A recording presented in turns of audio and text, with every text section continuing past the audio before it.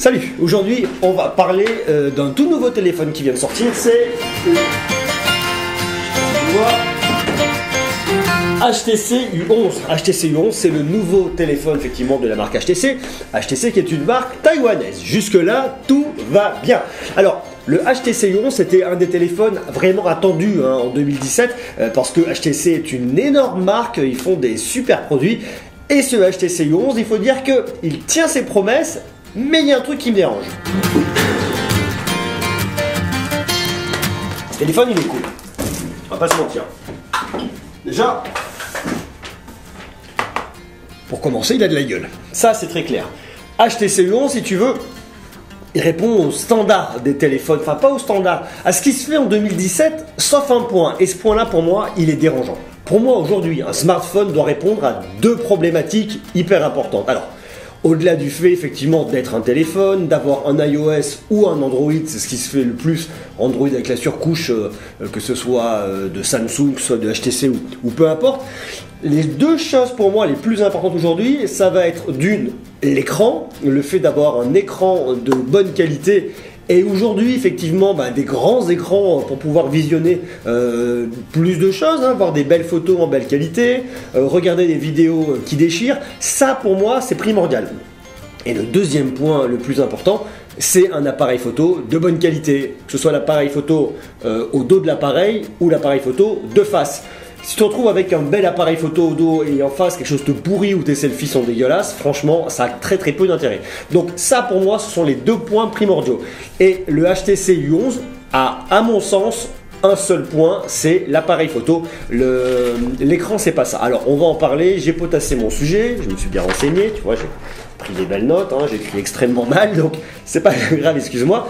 Vu que c'est pas toi qui vas les lire, c'est moi qui vais me les taper. J'ai fait un petit comparatif par rapport effectivement à un appareil qui était hyper attendu cette année et qui est sorti. C'est le Samsung Galaxy S8. Ce ne sont pas exactement les mêmes produits, mais d'un point de vue consommateur, effectivement, comme à un moment ou à un autre, on doit faire un choix entre un appareil ou un autre, savoir où est-ce qu'on va mettre son budget, on se doit de comparer d'une manière ou d'une autre. Alors, pour moi, les deux produits sont... Enfin, en tout cas, j'ai vu le S8, j'ai pu l'essayer. Celui-là, factuellement, je ne l'ai pas eu dans les mains, mais il a l'air vraiment de super qualité. Alors, je t'explique un petit peu. On va regarder d'un point de vue déjà technique et du point de vue du détail. Alors, le HTC U11, il a un design déjà en verre incurvé. Je sais pas si tu vois bien, en verre incurvé, qui a l'air vraiment effectivement super beau, qui est présenté en 5 couleurs sur leur site, mais pourtant on peut l'acheter pour l'instant, on peut le précommander qu'en 3 couleurs. On peut le précommander sur un bleu clair, sur un bleu foncé et sur un noir. Il était effectivement montré en couleur rouge et en blanc, à voir effectivement si on peut l'avoir un peu plus tard dans ces couleurs ou ce sont des couleurs qui sont bloquées pour d'autres pays. Ça j'en sais absolument rien. Pour l'instant effectivement tu peux le commander en 3 couleurs. Donc un design qui est vraiment sympa, quelque chose de très fin, d'ailleurs il est tellement fin qu'ils ont supprimé le port jack aussi. Si tu veux brancher tes écouteurs, c'est de l'USB-C que tu vas pouvoir effectivement retrouver, pourquoi pas. Alors moi le port jack ça m'emmerde toujours parce que quand tu es par exemple équipé avec d'autres casques, moi par exemple avec mon casque Sony, là tu vois j'ai mon jack, je suis emmerdé, je peux rien en faire.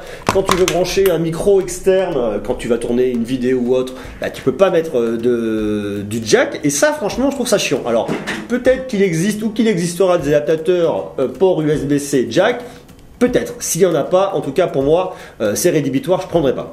Alors je te disais, un design avec un verre incurvé, une coque arrière en effet irisé, c'est effectivement un produit qui a l'air très joli. Peut-être que je te mettrai des screenshots sur l'écran au moment où je monte la vidéo, enfin on verra à ce moment-là. Une technologie qui a été mise au point, c'est ce qu'ils appellent le Edge Sense. Alors le Edge Sense, comment ça marche? Que je te trouve un vieux truc, bouge pas.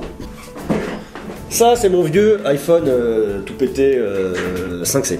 Le principe du Edge Sense, c'est que tu vas pouvoir, avec une pression de chaque côté que tu vas exercer, ça va être reconnu, ça te fera comme un espèce de raccourci. Alors, par défaut, effectivement, quand tu feras ta pression de chaque côté, ça t'ouvrira l'appareil photo sur une première pression et sur une deuxième pression, ça t'ouvrira l'appareil photo selfie.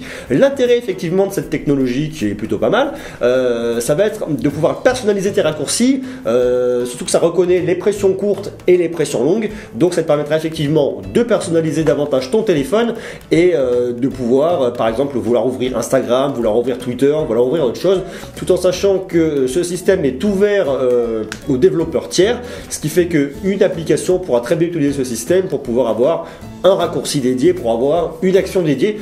C'est un petit plus, c'est pas pour moi ce qui est révolutionnaire dans ce téléphone, mais c'est un petit plus qui est quand même plutôt pas mal foutu, surtout d'autant plus qu'on voit qu'il y a une idée d'innovation, il y a une idée, il y a une réflexion qui s'est posée par rapport au fait de tenir le téléphone et de se dire qu'est-ce que je peux en foutre quand je l'ai, tiens, si je presse sur le côté, ça me fera une action. Pourquoi pas, c'est pas con. Alors l'écran de ce téléphone, c'est un écran 5,5 pouces Quad HD qui est en 1440 par 2560 pixels, une résolution de 534 ppp. Donc on est sur un écran plutôt pas mal. Alors après, moi, le grand regret que j'ai par rapport à ça, et c'est effectivement le point qui me satisfait, blablabla. Je te disais, pour moi, il y a deux points essentiels. C'est l'écran et c'est l'appareil photo.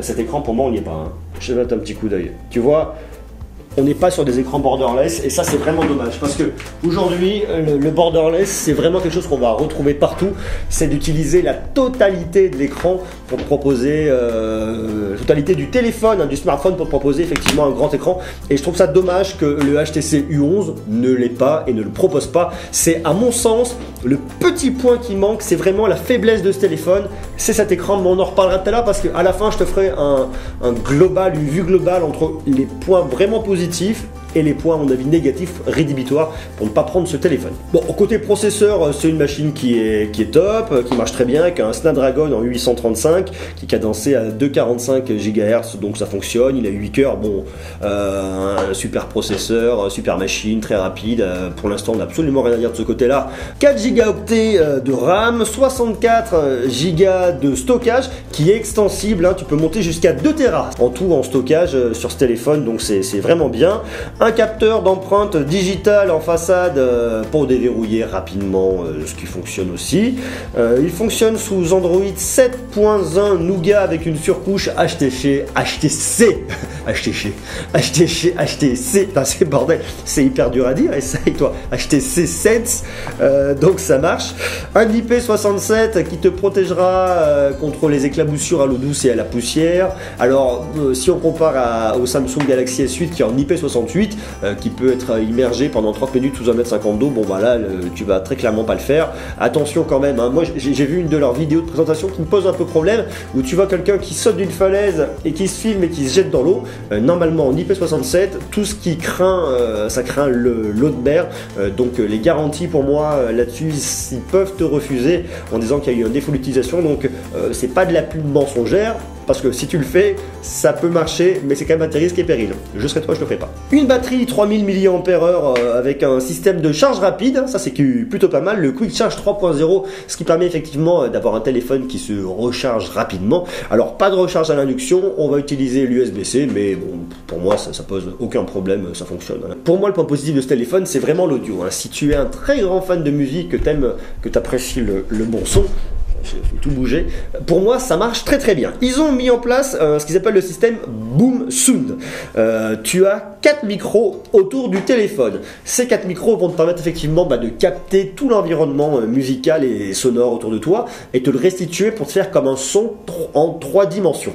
Ça, c'est vraiment très bien. Et en plus, ces micros vont pouvoir être utilisés dans le cadre d'une réduction de bruit. Ils appellent ça, sont des écouteurs U-Sonic avec annulation active des bruits. Ça, c'est vraiment bien. C'est-à-dire que les micros vont capter tous les sons qui est autour de toi et ensuite les annuler, créer un système d'annulation pour que tu sois complètement en immersion avec le son que tu écoutes et que tu sois pas parasité par le reste. Ça, c'est vraiment un point positif quand on veut écouter de la bonne musique et qu'on soit dans les transports en commun, je pense au métro, je pense au bus, il y a toujours beaucoup de bruit.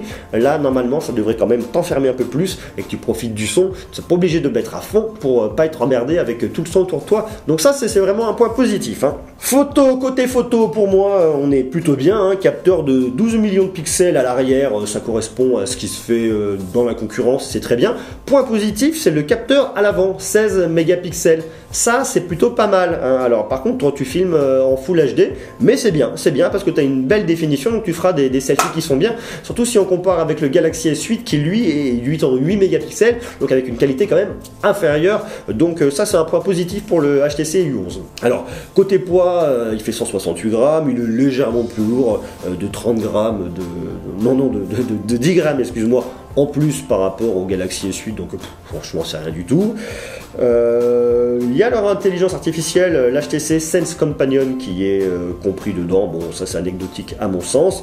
C'est un produit qui est dispo dès le mois de juin. Tu peux le commander et le recevoir à partir du 1er juin. Si tu le commandes sur le site d'HTC, effectivement, il est annoncé en livrable à partir du 1er juin au prix de 759 €. C'est pas déconnant, c'est un prix qui est à mon sens à peu près correct, un peu moins cher d'une cinquantaine d'euros par rapport au Galaxy S8. Maintenant, il y a une vraie différence entre les deux appareils. Alors, on ne parle pas du Bluetooth, hein, il y a un Bluetooth 4.2, je te l'ai pas dit, alors que le Galaxy S8 a un Bluetooth 5.0. La vraie différence par rapport à ce téléphone, pour moi, elle se joue sur l'écran. Donc on va parler des points positifs et des points négatifs. Les 3 points positifs pour lesquels il faut acheter ce téléphone, le tout premier c'est l'audio. Si vous êtes un audiophile, si vous êtes fan de musique, c'est un grand amateur de musique, un grand consommateur de musique sur différentes plateformes ou en MP3 ou peu importe, ça c'est vraiment bien. Si vous écoutez de la musique partout et tout le temps, ce système là effectivement Usonic va être super pour permettre vraiment d'éliminer tous les sons parasites autour et de profiter d'une qualité audio extraordinaire, d'autant plus qu'ils annoncent un système d'analyse d'oreille interne avec une technologie sonar, ce qui permettra effectivement d'avoir un profil audio personnalisé et d'avoir vraiment une qualité de son optimale pour votre oreille, et ça c'est génial. L'autre point positif, c'est la caméra de selfie, hein, une caméra en 16 mégapixels, ce qui permettra effectivement d'avoir des selfies de qualité. Ça c'est vraiment bien parce que pendant longtemps la caméra de selfie a été vraiment mise au second plan, et à mon avis c'est une très très grosse connerie parce que la plupart des gens se prennent en photo avec quelqu'un. Donc quand tu prends un paysage, c'est bien d'avoir une autre caméra de bonne qualité, mais dès lors que tu veux te prendre en photo avec quelqu'un, d'autant plus que le selfie est devenu aujourd'hui la norme, il faut privilégier cette caméra à l'avant et en 16 mégapixels, ça c'est très bien. Donc ça c'est le deuxième point positif. Alors le troisième point positif, c'est la charge rapide. Bon, alors je le mets en point positif parce que c'est bien et on va pas passer 4 heures à recharger un téléphone, mais c'est pas ce qui me pousserait à l'acheter. L'autre point positif, plus ou moins positif, c'est le EdgeSense, ce système effectivement de pression sur des boutons, enfin des faux boutons de pression latérale qui te permettra effectivement de paramétrer ton téléphone pour avoir un raccourci. Ça c'est plutôt pas mal foutu. Alors maintenant voilà les points négatifs. Premier point négatif, pour moi en tout cas, c'est l'absence de prise jack, notamment par rapport à l'existence, je te le disais, par rapport à mes casques, par rapport au fait que je puisse moi brancher un micro sur mon téléphone parce qu'il me sert pour l'enregistrement. Ça pour moi c'est rédhibitoire. Le deuxième point rédhibitoire, et à mon avis c'est le plus important, c'est le fait de ne pas avoir d'écran borderless. Aujourd'hui ça devient un standard, tu le vois. Alors tout le monde ne l'a pas, hein. C'est pas encore le standard absolu, mais ça va le devenir parce que on voit très bien qu'on va vers des plus belles qualités de photos, des plus belles qualités de vidéos, une immersion de plus en plus avec de beaux écrans. Si t'as pas un très très bel écran avec une superbe qualité et un grand écran, c'est dommage. Tu vois bien que le Galaxy S8 il a un écran super AMOLED qui va prendre quasiment la totalité du smartphone. C'est dommage que HTC soit pas monté en gamme. Alors peut-être que ça leur aurait coûté beaucoup plus cher et que le téléphone aurait été pas forcément compétitif, mais je trouve que ça, voilà, c'est le point négatif de ce téléphone. Autre point négatif, sans vraiment l'être, hein, justement, qui se justifie par rapport au prix, c'est d'avoir un téléphone au prix de 859 €. On est 50 € moins cher qu'un Galaxy S8 qui a un plus bel écran, même si effectivement la caméra de selfie est de moins bonne qualité. Voilà. Ça pour moi c'est vraiment la grande différence avec le S8, c'est cet écran et c'est ce qui sera rédhibitoire. Si pour toi l'écran c'est pas rédhibitoire, et ben pour un téléphone qui est un petit peu moins cher que le Galaxy S8, tu peux te faire plaisir, d'autant plus que cet HTC, excuse-moi, U11 a l'air d'être vraiment d'une super qualité. Donc voilà un petit peu tout ce qu'on pouvait dire aujourd'hui sur ce nouveau téléphone HTC, le HTC U11, qui pour moi est plutôt un bon produit. Alors si tu es déjà HTC, si tu connais la marque, si tu aimes les produits qu'ils font, bah, je peux que te conseiller d'aller sur téléphone parce que fondamentalement ça doit être une bonne bécane. Si maintenant tu as un budget à mettre dans un téléphone et que tu veux te faire plaisir et que l'audio pour toi c'est pas prioritaire, c'est vrai que pour 50 € de plus avec le Samsung tu as quand même un truc qui est top. Après si tu veux du moins cher, tu peux aller chez Honor, tu as les téléphones qui sont sont à 530 euros, 550 euros, qui se tiennent bien, qui sont d'une bonne qualité. Voilà. Donc moi j'attends encore et toujours la fameuse annonce du futur iPhone 7S ou iPhone 8, on ne sait pas encore comment ça va se passer. Toujours est-il que j'attends vraiment cette annonce pour ensuite pouvoir me diriger sur un choix et pour dire surtout quel sera le meilleur smartphone de 2017. Merci d'avoir regardé cette vidéo, j'espère qu'elle t'aura apporté quelques lumières par rapport au nouveau modèle d'HTC. N'hésite pas à lâcher un gros pouce si tu as aimé la vidéo, abonne-toi à ma chaîne pour plus de contenu encore, pour parler de tech, pour parler de vlog et pour parler de plein de choses. Je te remercie d'avoir regardé la vidéo, mets-moi tout en commentaire et dis-moi ce que tu penses de ce nouveau HTC. Est-ce que tu le trouves bien, pas bien? Comment tu le situes toi par rapport à la concurrence, notamment au grand téléphone de 2017, le Samsung Galaxy S8? Je te remercie, je te fais de très gros bisous et je te dis à très vite. Ciao!